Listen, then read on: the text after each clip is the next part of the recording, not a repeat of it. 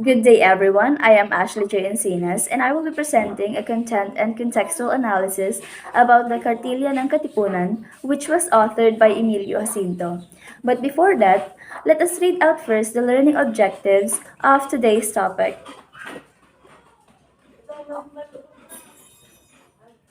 First on the list is to learn about the background of the author and the primary source. Next is to examine the content and contextual perspective of the document. And last but not the least, recognize the importance of Kartilya to the past and in today's society. So, before we proceed on discussing the topic, I prepared a few sets of questions for you to answer if you have to know if you have prior knowledge about the topic. The direction is to write T if the statement is correct and F if it is not. I will only be giving you at least 3 minutes to answer the questions. You can write your answers on your notebooks and you can check if your answers are correct at the end of this presentation. I will also be reading the questions for you, so let us begin. First question. Emilio Aguinaldo authored the Kartilya ng Katipunan. Again, Emilio Aguinaldo authored the Kartilya ng Katipunan.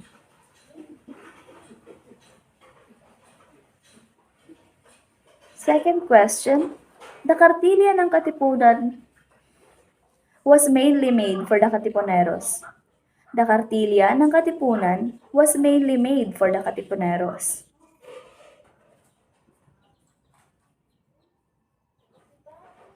Third question, the Kartilya was written in order to maintain the standard of what it is being a Katipunero. The Kartilya was written in order to maintain the standard of what it is being a Katipunero.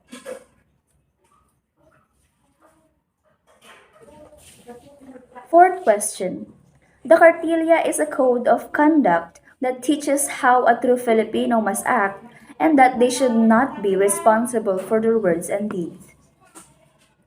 Once again, the Kartilya is a code of conduct that teaches how a true Filipino must act and that they should not be responsible for their words and deeds.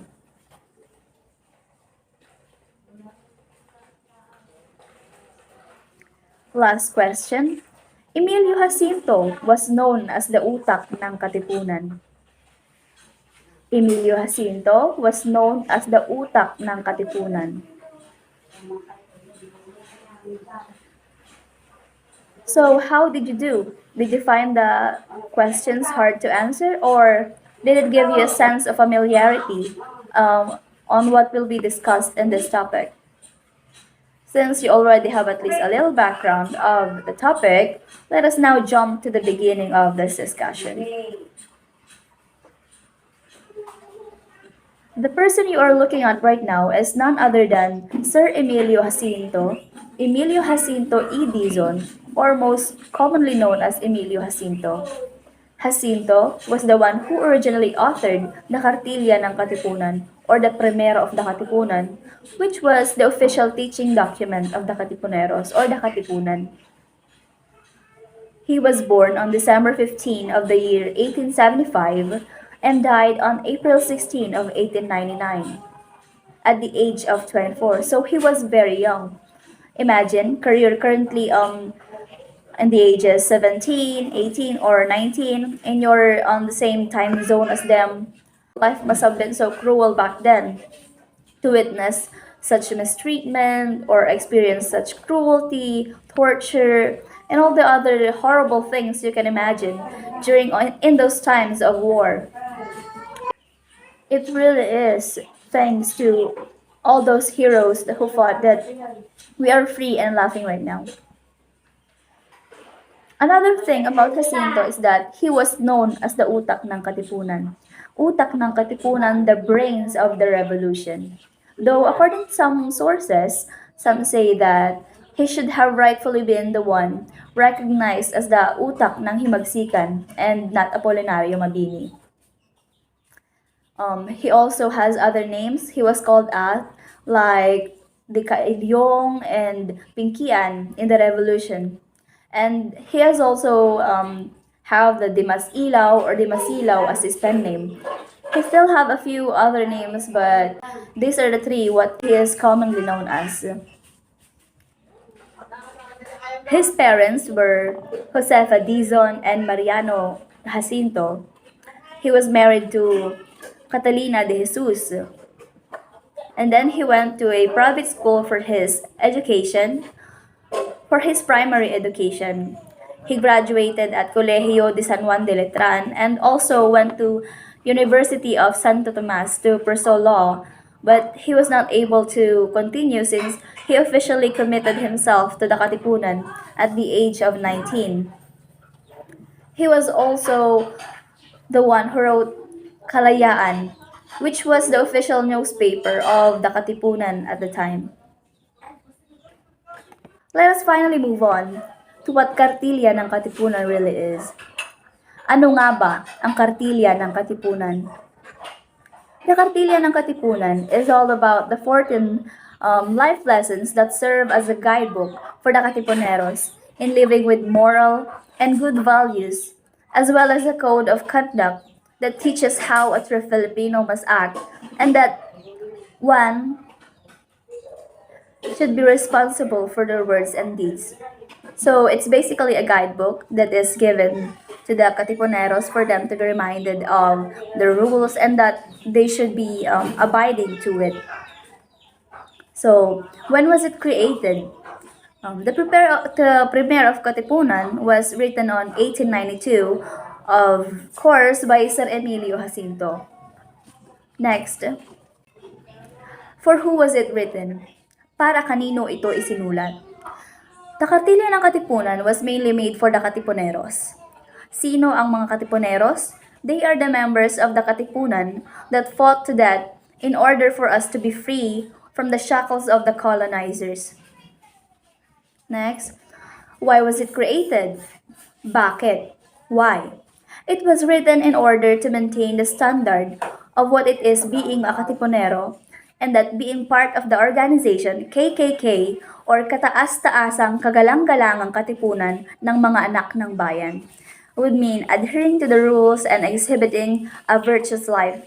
Ginawa ito bilang patnubay para sa moral at sa kapatiran ng kilusan. So to have a background of how the Kartilya was created, it's story time.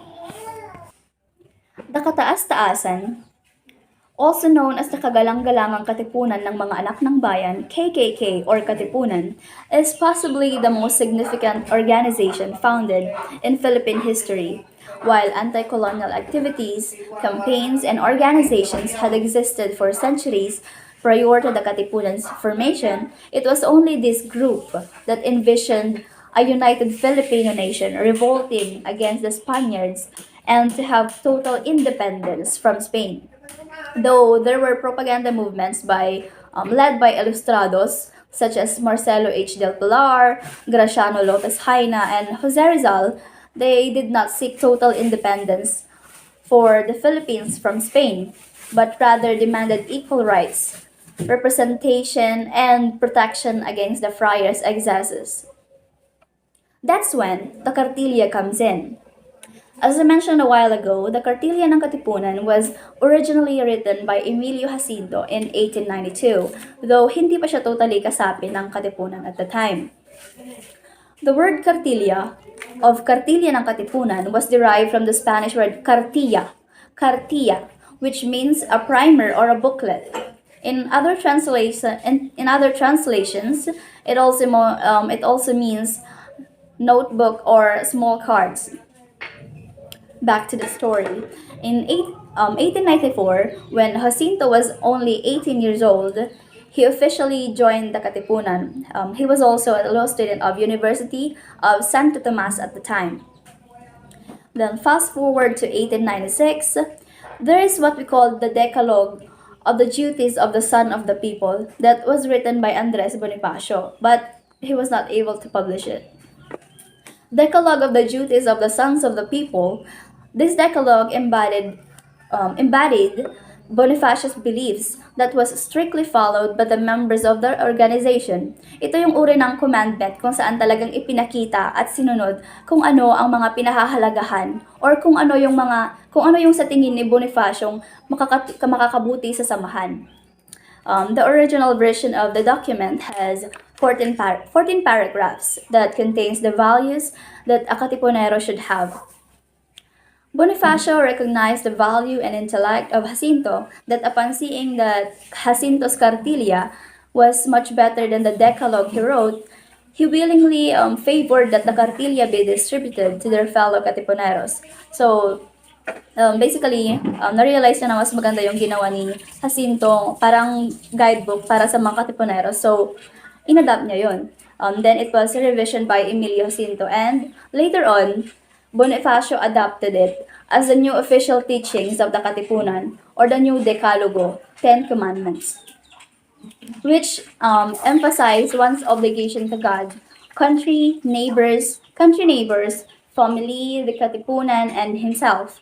It speaks of honor, kindness, and sacrifice for the cherished land, as well of traitors and disobedient people. In comparison to Decalogo, Kartilya is significantly longer and more philosophical. It depicts virtuous living ideals as lessons in self-reflection. The remarkable side of the Kartilya is not only a model for the Katipunan members, but it also reflected moral and nationalistic principles for all Filipinos. So it's basically a collaboration between Bonifacio and Jacinto since inadopt ni Bonifacio ang gawa ni Jacinto. Then, since Emilio Jacinto's Cartilla was adopted and revisioned, it was a small pamphlet that was given to the members of the Katipunan, particularly to the new ones who we call as a neophyte. These are the newly recruited Katipuneros. Later on, Jacinto became the secretary of the organization and took charge of the short-lived printing press of the Katipunan. On April 15 of 1897, Bonifacio appointed Jacinto as a commander of the Katipunan in northern Luzon. Jacinto was 22 years old at the time. 2 years later, in 1899, one of the most trusted right-hand man of Bonifacio, who calls him as the soul of the revolution, died of malaria at a young age of 24 in the town of Magdalena, Laguna. Soon after, Bonifacio also died. And that was the starting point of when the principles of the Cartilla was ignored and neglected by the new leadership. Apolinario Mabini said that the revolution was misdirected because the Katipunan lacked moral standards and ethics. Proof of this was the surrender of its leaders at Biak na Bato, a turning point that Bonifacio tried to prevent. As word of it circulated throughout Cavite, Mabini took over as the revolution's advisor in place of Jacinto. So, when Jacinto died, but Mabini took over his position sa Katipunan. Next, let us now move on to the content and contextual analysis of the source. Content analysis. The document was written prior to the August 1896 revolutionary movement of the Katipunan. The Katipuneros, upon joining the Katipunan, were required to read the Cartilla and adhere to its code of conduct. The factors that Emilio Jacinto considered in writing the document were to make sure that members of the society has the quality of a Katipunero. The document also intended to make the Filipinos understand what a real Katipunero is.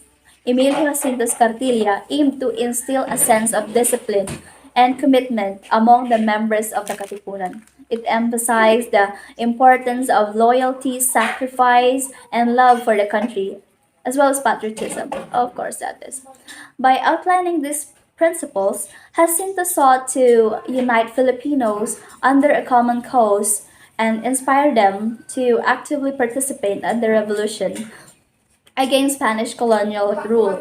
The Cartilla served as a guidebook for aspiring Katipuneros, providing them with a clear understanding of their role in shaping their personality and their role in the country. And next, we have the contextual analysis. It was written in order to maintain the standard of what it is being a Katipunero, and that being part of the organization KKK, kataas-taasang kagalang-galangang katipunan ng mga anak ng bayan would mean adhering to the rules and exhibiting a virtuous life. The guidelines outlined in the document served as a moral compass for Katipuneros, emphasizing the importance of integrity, loyalty, selflessness. It aimed to foster a strong sense of unity among members and ensure that their actions aligned with the noble goals of liberating the Philippines from Spanish oppression. The Kartilya has many contributions and relevance in the country or in the society. Two of this is that it served as a guidebook to the Katipuneros that became one of the prior reasons why the country is how it is today, and it also shows how the path on how to live a meaningful life for every Filipino. There you have it. Before we wrap up this discussion, we will be having a short test to test you if you really had listened and if you finally understood what the primary source is. It will only be consisting of 10 questions.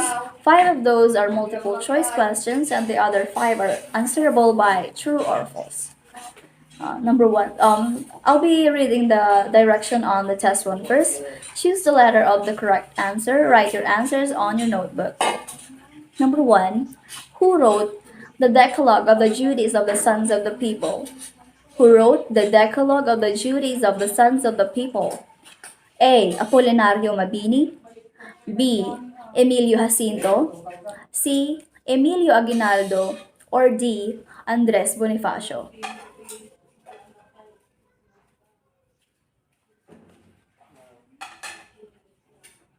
Next question. When was the Kartilya ng Katipunan written? When was the Kartilya ng Katipunan written? A. 1981. B. 1892. C. 1982. Or D. 1891.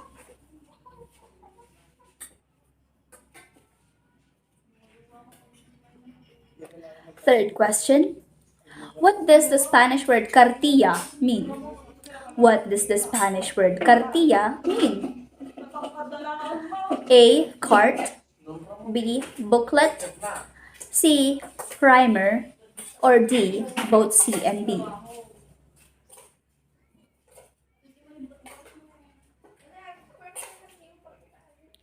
The Kartilya ng Katipunan was authored by whom? The Kartilya ng Katipunan was authored by A. Apolinario Mabini. B. Emilio Jacinto. C. Emilio Aguinaldo. Or D. Andres Bonifacio.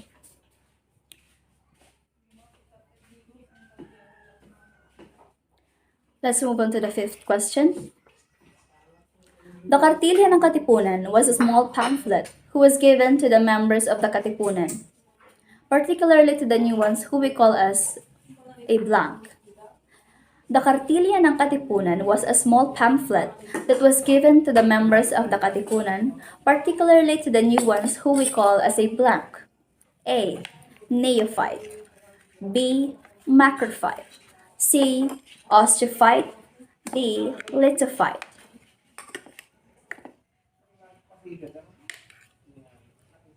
Next, we will have the test 2. I'll be reading the directions. Write true if the statement is correct, and write false if it is not. Number 1. The Kartilya was written in order to maintain the standard of what it is being a Katipunero. The Kartilya was written in order to maintain the standard of what it is being a Katipunero. Number 2. Emilio Aguinaldo authored the Kartilya ng Katipunan. Emilio Aguinaldo authored the Kartilya ng Katipunan.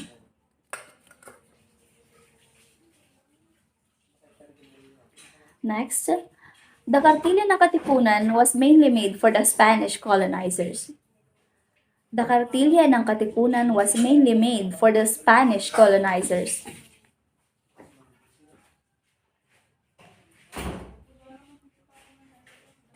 Number 4.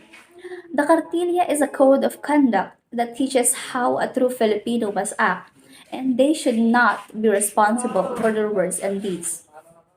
The Kartilya is a code of conduct that teaches how a true Filipino must act, and they should not be responsible for their words and deeds.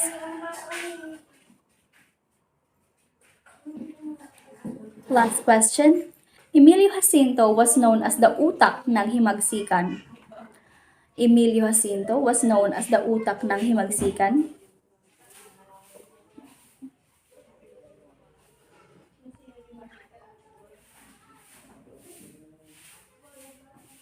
So I guess we're done. You can check your answers at the end of this video. Thank you. Have a great day.